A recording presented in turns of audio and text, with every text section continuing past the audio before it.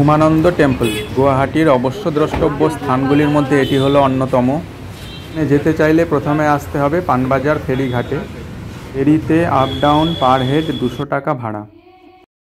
এটি হলো ব্রহ্মপুত্র নদ, চড়া পড়ে গিয়েছে অনেকটা। এখান থেকে নির্দিষ্ট সময় অন্তর ফেরি ছাড়ে পিকক আইল্যান্ডের উদ্দেশ্যে, এবং উমানন্দ টেম্পলটি সেই পিকক আইল্যান্ডেই অবস্থিত। এখানে টিকিট চেকিং হওয়ার পর ফেরিতে উঠতে হবে। রয়েছে ডবল ডেকার ফেরি সার্ভিস, যার নিচে এবং উপরে বসার সুব্যবস্থা রয়েছে। নিচে বা উপরে ভাড়া একই, কিন্তু উপর তলায় সিটের চাহিদা বেশি, কারণ সেখান থেকে খুব সুন্দর ভিউ আসে ব্রহ্মপুত্র নদের, এবং চারপাশে পাহাড় রয়েছে, সেগুলো খুব সুন্দর দেখতে পাওয়া যায় উপর থেকে। তাই আমরা সাবধানে সিঁড়ি বেয়ে উপরতলায় চলে এলাম। উপরে এসে দেখতে পাচ্ছি বেশিরভাগ সিটই ভর্তি হয়ে গিয়েছে। আমরা একটু দেরি করে ফেলেছি। আমার ফ্যামিলি মেম্বাররাও এখন চলে আসছে। এবারে সিট নেওয়ার পালা। সিট পেয়েও গেলাম। আধা ঘন্টার মতো সময় লাগে এখান থেকে, নির্দিষ্ট সময়ে ফেরি ছেড়ে দেবে। তবে এই জলপথের সৌন্দর্য এতটাই মনোমুগ্ধকর যে আধা ঘন্টা সময় কোথা দিয়ে কেটে যাবে টেরই পাওয়া যায় না। অনেকটা দূরে যে ব্রিজটি দেখতে পাওয়া যাচ্ছে সেটি হলো বিখ্যাত সরাইঘাট ব্রিজ, আর কিছুটা দূরে যেটি দেখা যাচ্ছে সেটি গুয়াহাটি নদের উপর আরেকটি নতুন ব্রিজ নির্মাণের কাজ চলছে।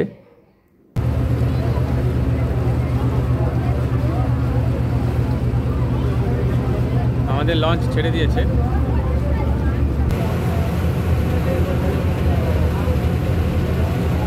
উমানন্দ টেম্পল এবং পিকক আইল্যান্ড দেখতে চাইলে সকাল, নিদেন পক্ষে দুপুরের মধ্যে আসাই বাঞ্ছনীয়। পানবাজার ফেরিঘাট থেকে পিকক আইল্যান্ডের উদ্দেশ্যে প্রথম ফেরিটি ছাড়ে 9টার সময়, এবং পিকক আইল্যান্ড থেকে পানবাজারে ফিরে আসার শেষ ফেরিটি ছাড়ে বিকেল 4টার সময়। আমি টাইম টেবিলটা আপনাদের সঙ্গে শেয়ার করে দেব।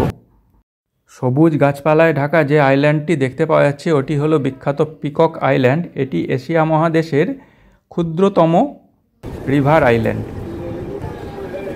এই নদীতে যাত্রাপথের একটু সময়ও বোরিং লাগবে না, কারণ চারপাশের দৃশ্য এতই মনোমুগ্ধকর এবং অপরিসীম সৌন্দর্যে মোড়া যে সময়টা কোথা দিয়ে কেটে যায় বোঝাই যায় না।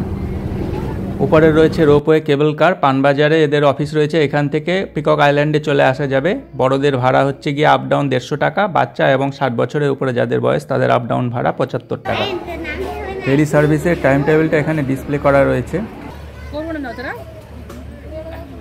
কাঠের পাটাতন বেয়ে উপরে উঠে আসতে হবে। এখানে রয়েছে ফ্রুট চাট, 50 টাকা প্লেট। টায়ার্ড লাগলে খেতে পারেন ডাবের জল। উমানন্দ টেম্পলের মেইন গেট এটি। পাহাড়ি পথে বাঁধানো সিঁড়ি বেয়ে উপরে উঠতে হবে, তবেই টেম্পলে পৌঁছানো যাবে।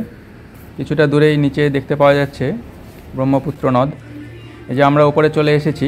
এখানে বেশ কিছুটা সমতল অংশ মতো রয়েছে, এবং এখানে রয়েছে মন্দিরটি। পুরো আইল্যান্ডটিতেই পাওয়ার সাপ্লাই হয় বড় বড় সোলার প্যানেল দ্বারা, এবং এখানে রয়েছে 5 কিলোওয়াট পাওয়ারের সোলার প্যানেল। এগুলি হলো মূল মন্দিরের বাইরে অবস্থিত বেশ কিছু ছোট মন্দির, যেগুলোতে হনুমানজি এবং অন্যান্য দেবদেবীর পূজা হয়। এটি হলো মেইন গেটটি। দেখুন যথেষ্ট নিচু গেটটা, সেজন্য এই কথাটি লেখা আছে যাতে মাথায় আঘাত না লাগে। যে সমতল অংশটা দেখালাম সেখানে পূজা অর্চনা করার বিভিন্ন রকম সামগ্রী কিনতে পাওয়া যায়, এবং সেখানেই জুতা খুলে রাখার সুব্যবস্থা রয়েছে। মন্দিরের কারুকার্য অসাধারণ। এখানে পুজো দিতে চাইলে হাতে যথেষ্ট সময় নিয়ে আসতে হবে। দেখুন বিশাল লম্বা লাইন লেগে গিয়েছে। এখন বিকেল হয়ে এসেছে, তাও দেখুন কত বড় লাইন। আমরা এখনও গর্ভগৃহে প্রবেশ করিনি। গর্ভগৃহে পৌঁছাতে এখনও দেরি আছে। সামনে অন্তত 50 জন লাইনে দাঁড়িয়ে রয়েছে।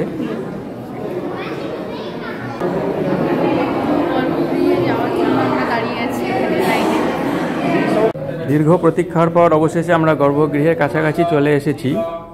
আবার সিঁড়ি দিয়ে নিচে নামতে হবে, কারণ গর্ভগৃহটা কিন্তু বেশ কিছুটা নিচে, আর এখানে কোনো আলোর ব্যবস্থা নেই, অন্ধকার, তাই সাবধানে সিঁড়ি বেয়ে নামতে হয়। এখানে বেশ কিছুটা সময় ধরে পুজো দেওয়া যাবে। এখানে তাড়াহুড়ো বা ধাক্কাধাক্কির কোনো ব্যাপার নেই, আর পুরোহিতদের দক্ষিণাও দেওয়া যায়। এই গর্ভগৃহে রয়েছে শিবলিঙ্গ এবং অন্যান্য দেবদেবীর মূর্তি। তবে এখানে মূল আরাধ্য দেবতা হলেন শিব, তাই শিবরাত্রির সময় এখানে বড় মেলা হয়। আমাদের পূজা সম্পন্ন হলো। এবার আমরা বেরোচ্ছি মন্দির থেকে, মন্দিরের বাইরে যাব। যেহেতু ফেরার টিকিট কাটাই রয়েছে, তাই পুজো দেওয়ার পর তাড়াহুড়ো না করে পিকক আইল্যান্ড আরও ভালোভাবে ঘুরে ধীরে সুস্থে ফেরা যায়। তবে ফেরার টাইমটা মাথায় রাখতে হবে।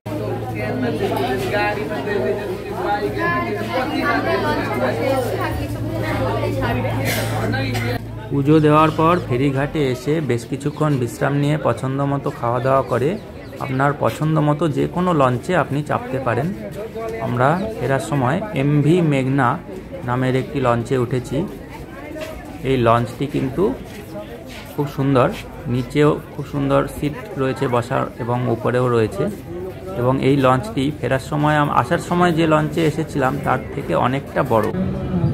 অসমীয়া একটি ছেলে খুব সুন্দর একটি শ্যামা সঙ্গীত গাইছিল, সেটি আপনাদের সঙ্গে শেয়ার করলাম।